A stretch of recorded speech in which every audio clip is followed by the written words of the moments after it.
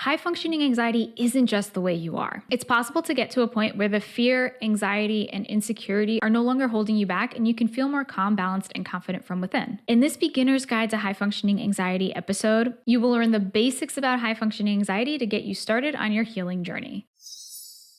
This is episode number 122, The Beginner's Guide to Understanding High Functioning Anxiety. Welcome to Calmly Coping. My name is Tati Garcia, and I'm a licensed therapist and coach specializing in high functioning anxiety. I help high achievers overcome anxiety, stress, and overwhelm so they can feel more calm, balanced, and confident from within. Thank you so much for tuning in. All right, first, what is high functioning anxiety? So I have a quiz on high functioning anxiety to help you determine if you have it. So if you haven't taken it yet, then you can go to hfaquiz.com and get access to the quiz there, where you will get personalized results based on your answers. So to put it briefly, high functioning anxiety is when you appear high achieving, hardworking, ambitious, and successful and confident on the outside. You are detail oriented, responsible, and on the inside, you're struggling with anxiety, overthinking things, putting way too much pressure on yourself, people pleasing, difficulty setting boundaries, and other symptoms and other difficulties. So who struggles with high functioning anxiety?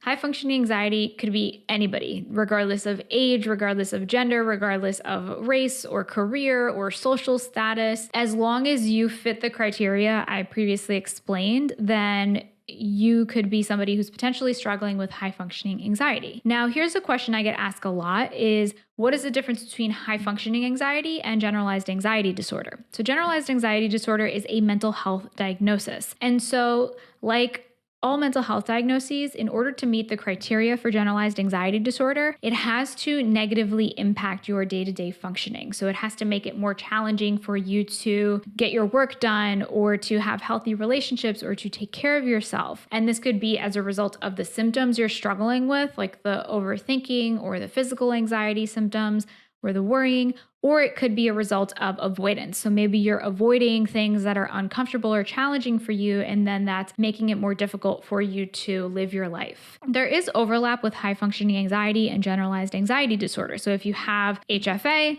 then you can also have GAD and vice versa. So they're not mutually exclusive categories, meaning that if you have one, you don't have the other. So the thing with high functioning anxiety that's unique about that is that instead of being in a place of avoidance where the anxiety is holding you back from really being a part of your life or from doing things that you are afraid of, in high functioning anxiety, the fear often propels you forward into taking more action. So you may be in a place where you're overworking because you have a fear of failure, or you're overcommitting to things and resulting in that people pleasing, and you have difficulty relaxing. You always feel like you need to be busy. Those are the real criteria that stand out for high functioning anxiety. So another question I get often is it treatable, or how do you treat it? So yes, it is treatable, and there are many different approaches that you can take. Here are the things that I have found to be most helpful. So first, it can be really valuable to get the support of an expert and somebody who can guide you through these steps.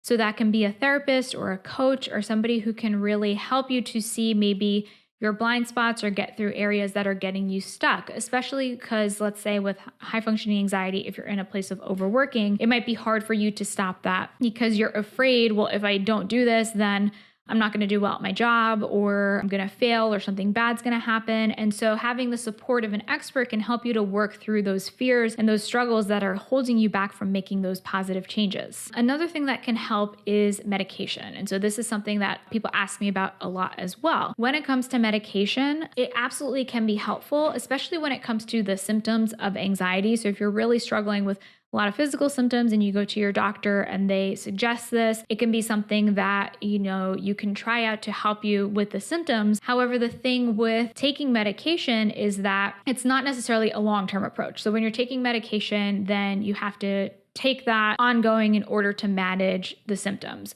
Whereas if you are addressing the root cause and working through the thoughts, emotions, and behaviors that are getting you stuck in this place to begin with, then that can help you to make those long-term changes so you can learn tools to cope with it in the future so that it can get better and so that it doesn't get worse. So medication is certainly helpful and can be helpful for many people. And if you are curious about that, route, I suggest rather than going to your general physician, you can certainly go to get a referral or to get their advice, but I suggest going to a psychiatrist who has more specialized experience and then can follow up with you to see how the medication is going for you. However, it is not necessary for every person with high functioning anxiety to take medication, but on the other hand, there's nothing wrong with it, and it can be very helpful if you find that that is the direction you want to take. So it's really a personal choice. There are certain approaches that I have found to be helpful for high functioning anxiety, including mindfulness. It's the evidence-based practice of being in the present moment non-judgmentally. And this can help with high functioning anxiety because oftentimes people who struggle with it tend to be thinking about the future, tend to be worrying about the worst case scenario. And so when you can practice mindfulness and bring your attention back to the present and learn healthy ways to cope and to ground yourself in the present, then that can help you to cope with the anxiety that can come up. Another approach that I have a background in and am trained in is cognitive behavioral therapy. This is the frontline approach for anxiety and depression oftentimes. And it's an evidence-based approach that is essentially helping you look at the cognitive part, your thoughts, the behavioral part is your behaviors, and how those influence each other and influence your emotions, anxiety, and how you're feeling overall. So when you can look at your thoughts and your behaviors and then learn healthy ways to cope with your emotions, that's going to help you to manage your anxiety, to decrease it, and to help you to overcome high functioning anxiety in the long run. Another approach is positive psychology, because as humans, we have a negativity bias, and especially with high functioning anxiety, the tendency can be to focus on the negative. So to focus on what you're insecure about yourself personally, or to focus on, the worst case scenario that can happen. And so when it comes to positive psychology, you're not completely saying, I'm never allowed to be anxious or I'm never allowed to have difficult emotions, but it's about counteracting that negativity bias by having a focus on the positive and what's going well, so you can really have a well-rounded view of the world rather than that kind of like tunnel vision of what's going to go wrong. And another really powerful approach for high-functioning anxiety is self-compassion, because people with high-functioning anxiety tend to be really hard on themselves and tend to have a harsh inner critic. They tend to beat themselves up because they think that's going to help them to be successful and to do well, but really it just ends up creating more stress, anxiety, and makes you feel worse. So when you can be compassionate and kind to yourself, that can actually help you to feel better in the process and actually enjoy the journey, and then to help you to manage those emotions that are coming up in a better way. So other ways that you can get support for high functioning anxiety could be self-help. So if you don't have the means to get support via therapy or coaching, or to enroll in any of the programs I'm going to be talking about next, then self-help can be a great option by listening to podcast episodes, reading books, getting support in any other way that you're able to. Other options could be online courses. I have some online courses on high functioning anxiety. I have a signature program that's going to help you through the entire process of overcoming high functioning anxiety called Calm, Balanced, and Confident. And I also have mini courses on how to get to the root of your anxiety and crush your perfectionism, and potentially more coming along the way. And another option is community. Community can be really powerful because it can be really helpful when you are interacting with and learning more and connecting with people who are struggling with the same things as you. So 2 ways you can get support and community for high functioning anxiety. I have a free Facebook group, Calmly Coping, that you can join for free by going to calmlycoping.com/group.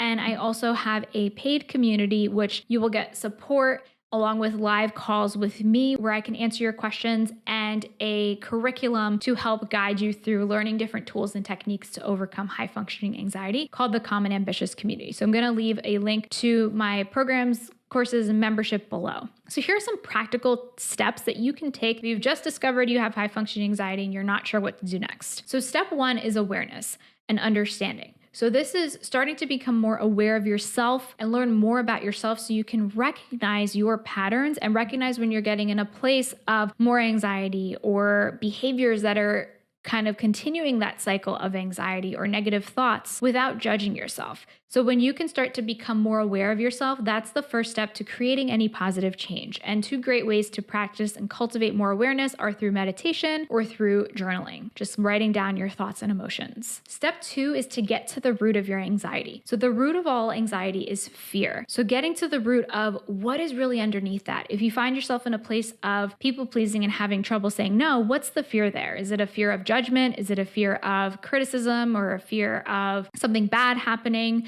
So getting to the root and just reflecting on what is underneath this behavior or this choice can help you to recognize and understand yourself more so you can start to unravel what's really going on there. Step 3 is to positively change your behaviors so that you can manage and cope with the anxiety that comes up in a healthier way. So rather than going to things that are going to be forms of avoidance, like let's say drinking alcohol to help you wind down and relax at night, or scrolling through social media to try and distract yourself from your overthinking, or whatever it might be, seeing if you can start to face your emotions more, recognize them more, feel them, and start to actually engage in things that are going to help you to feel better rather than avoiding how you're feeling. And also help you to face your fears if you find yourself avoiding things that feel hard for you. So one way that I've faced a fear is that before doing something like this, filming, like recording a podcast episode was scary for me. I just did it even though it was scary. And now 120 plus episodes in, I feel a lot more comfortable and that fear doesn't come up for me anymore. So if there is something that is holding you back from going towards the things that you want in life, then look at ways that you can start to face those fears gradually. And step 4 is related to that positive psychology. So focus on your strengths, self-acceptance, so accepting and trusting yourself and being kind to yourself and practicing self-compassion. So those are my basic steps to help you start this journey. And if you're looking for more guidance to walk you through step by step how to overcome high functioning anxiety, then I have a free workshop I'm currently working on revamping. So you can get on the wait list to learn more about that workshop when it's released by going to calmlycoping.com/workshop. Or if it is past the time that I've released it, you can click there and get it immediately because it's going to be a recorded workshop. So here's the thing. High functioning anxiety, again, isn't just the way you are. It's possible to get to a point where fear, anxiety, and insecurity no longer run your life and you can feel calm, balanced, and confident from within. So if you're looking for support on diving deeper in any of these topics, I provide one-to-one therapy for New Jersey residents, in addition to one-to-one coaching globally, as well as the courses and programs that I mentioned previously, which I'm going to link all of them in the show notes in the description so that you can learn more about them. So your action tip for this week is to identify one small baby step that you can take to start increasing your awareness and understanding of your high functioning anxiety. One way you can do that is by checking out my podcast episodes that I have previously released, where I talk about all different kinds of topics related to high functioning anxiety. And while you wait for next week's episode, I have other episodes about decreasing anxiety, adopting a healthy mindset, and managing your time and energy. So be sure to check out these episodes here. Thank you so much for tuning in today, and until next time, be calm.